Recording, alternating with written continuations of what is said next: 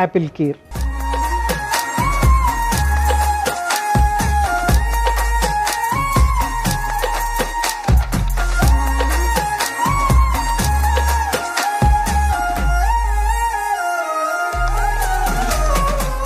Apple కీర్కి కావాల్సిన పదార్థాలు ఏంటో ఒకసారి చూసేద్దాం. యాపిల్ తురుము, పాలు, కండెన్స్డ్ మిల్క్, కుంకుమ పువ్వు, నెయ్యి, యాలకులు, బాదం పప్పు అన్నీ రెడీగా ఉన్నాయి. సింపుల్, ఈజీగా అయిపోతుంది. సో ఫస్ట్ మనం ఏం చేద్దామంటే బాదంని కొంచెం క్రష్ చేసేసుకుని, తర్వాత ఈ లోపల ఫస్ట్ ప్యాన్ పెట్టుకుని ఈ లోపల బాదంని క్రష్ చేసుకుని కొంచెం నేతిలో వేసి తీసి పక్కన పెట్టేసుకున్న తర్వాత మిగిలిన ప్రాసెస్ స్టార్ట్ చేసేద్దాం. So first stove వెలిగించేస్తాను.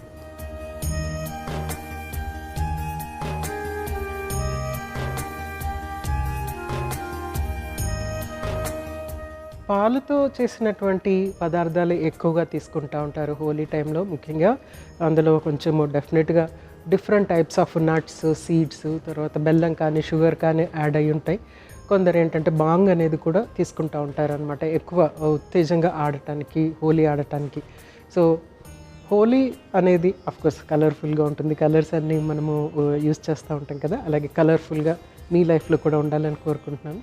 అయితే మనము యూజ్ చేసే కలర్స్ ఎప్పుడు కూడా విజ్ కలర్స్ యూజ్ చేసుకోవటం, ఆర్గానిక్ కలర్స్ యూజ్ చేసుకోవటం అనేది చాలా చాలా అవసరం అనమాట. ఎందుకంటే ఈ మధ్యకాలంలో కెమికల్స్, ఆల్రెడీ మనం బోల్డ్ అని కెమికల్స్కి ఎక్స్పోజ్ అయిపోతున్నాం కదా. హోలీ టైంలో డైరెక్ట్గా మన స్కిన్ మీదకి ఉంటుంది కాబట్టి డెఫినెట్గా మనం ఏం చేయాలంటే సేఫ్గా హోలీ ఆడటం అనేది చాలా అవసరం అనమాట. అందుకని ఆర్గానిక్ కలర్స్ యూజ్ చేయండి. ఓకే, సో ఇక్కడ ప్యాన్ కూడా హీట్ అయిపోయింది కదా. సో ఈ లోపల మనం కొంచెం అంతా బాదంని చక్కగా క్రష్ చేసేసుకుందాము. డైరెక్ట్గా కాకుండా, ఇది యాజ్ ఇట్ ఈస్గా కాకుండా కొంచెం క్రష్ చేసుకుని యాడ్ చేద్దాము.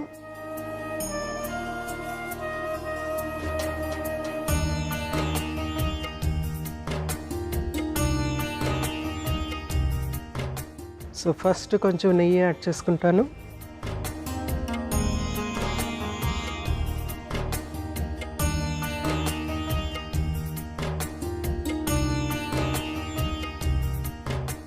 క్రష్ చేసుకున్నటువంటి బాదం, అలాగే 2 యాలకుల్ని కూడా చక్కగా క్రష్ చేసుకుని యాడ్ చేసుకుందాం.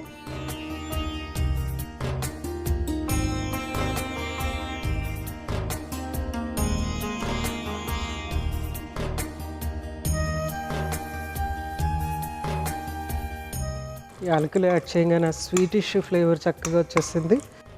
సో పాలతో చేసినటువంటి ఆహార పదార్థాలు మనకి చాలా చాలా బలాన్ని ఇస్తాయి, ఎందుకంటే అందులో అన్ని పోషకాలు ఉంటాయి కాబట్టి. సో పాలతో చేసినటువంటి పదార్థాలు సో చక్కగా వేగిపోయింది. దీన్ని ఫస్ట్ మనము పక్కన పెట్టేసుకుందాం తీసి.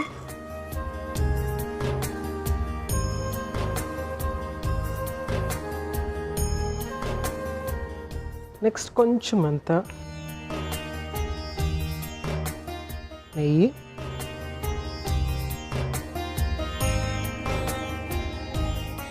తర్వాత యాపిల్ గుజ్జు,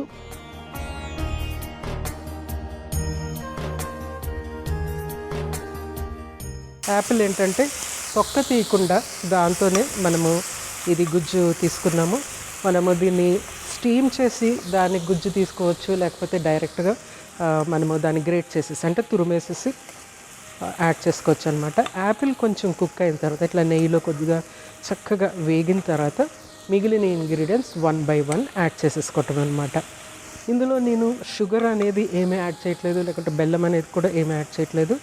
మనము మామూలు పాలు యాడ్ చేస్తాం, దాంతోపాటు కండెన్స్డ్ మిల్క్ కూడా యాడ్ చేస్తాం అనమాట. ఆ కండెన్స్డ్ మిల్క్లోనే షుగర్ కంటెంట్ ఉంటుంది కాబట్టి మళ్ళీ మనము పైనుంచి షుగర్ అనేది యాడ్ చేయనవసరం లేదు. తర్వాత యాపిల్ కూడా స్వీట్గా ఉంటుంది కదా, ఆ స్వీట్నెస్ సరిపోతుంది.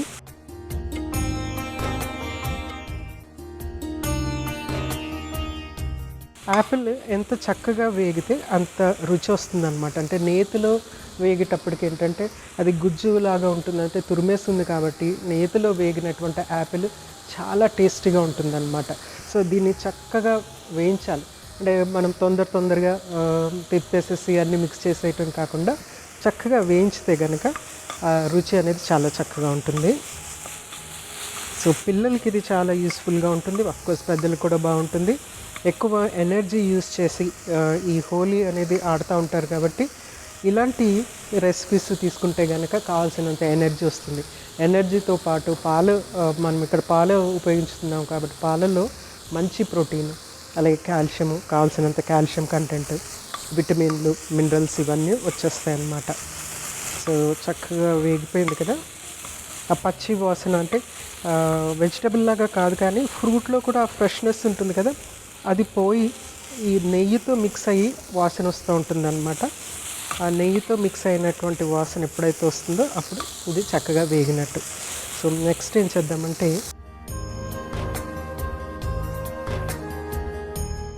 కండెన్స్డ్ మిల్క్ యాడ్ చేద్దాము.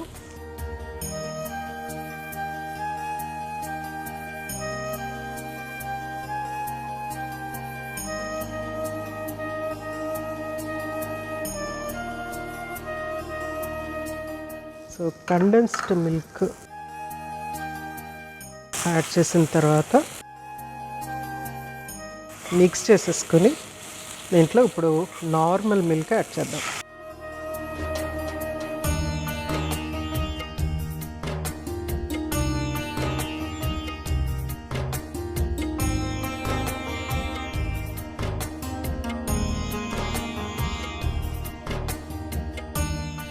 సో చక్కగా ఫస్ట్ కండెన్స్డ్ మిల్క్ ఎందుకు యాడ్ చేయాలి, తర్వాత నార్మల్ మిల్క్ ఎందుకు యాడ్ చేయాలి, first time normal milk add చేసేసుకోవచ్చు కదా అని అనుకోవచ్చు.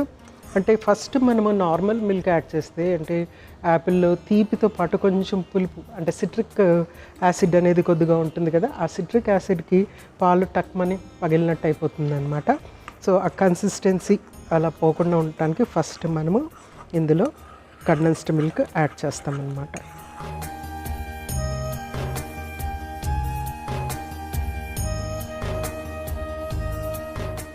ఇది చక్కగా కుక్ అయిపోయిన తర్వాత ఇంకొంచెం మిల్క్ యాడ్ చేస్తున్నాను.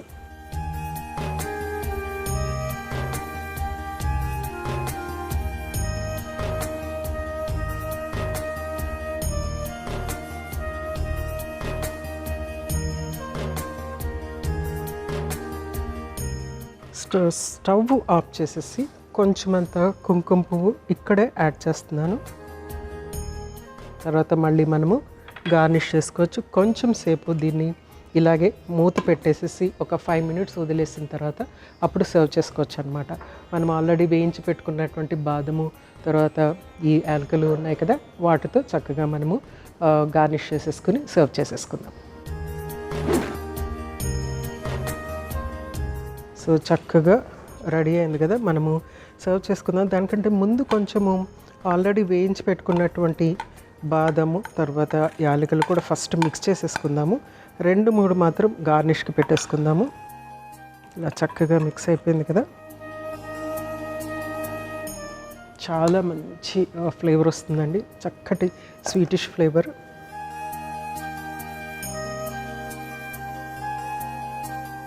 సో మీరు చెప్పే వరకు ఇది యాపిల్ అని ఎవరికి తెలియదు అనమాట, అలా ఉంటుంది. ఏంటిది అని అడుగుతూ ఉంటారు, చెప్పే వరకు అసలు యాపిల్ అనేది తెలియదు. సో స్పెషల్గా ఉంటుంది కాబట్టి తప్పనిసరిగా ట్రై చేయండి. అంటే మనకి పాలు అనేది మనకి ఇది ఒక బ్యాలెన్స్డ్ ఫుడ్. అయితే పాలల్లో లేనిది ఏంటంటే ఫైబర్ అనేది ఉండదు అన్నమాట. సో ఫైబర్ మనకి యాపిల్ ద్వారా చక్కటి ఫైబర్ వచ్చేసింది. సో అన్ని బ్యాలెన్స్ ఉన్నటువంటి స్వీట్.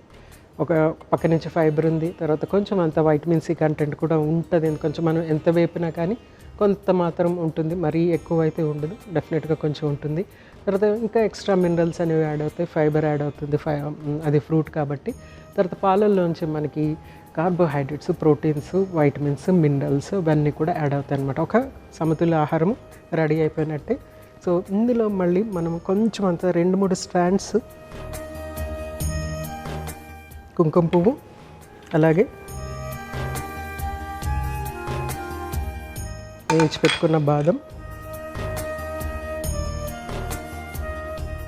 ఇలా ఒక బౌల్ తీసుకుంటే చక్కటి ఎనర్జీ వస్తుందన్నమాట. హోలీ ఆడటానికి బోల్డంత ఎనర్జీ కావాలి కదా, సో చక్కటి ఎనర్జీ వచ్చేస్తుంది. అలాగే ప్రోటీన్ మిగిలినవన్నీ వచ్చేస్తూ ఉంటాయి. సో తప్పనిసరిగా ఒక కొత్త రెసిపీ మీరు ఈ హోలీకి తప్పనిసరిగా ట్రై చేసేయండి. హోలీ కూడా చాలా జాగ్రత్తగా ఆడండి, ఆర్గానిక్ కలర్సే ఉపయోగించండి, ఎంజాయ్ చేయండి.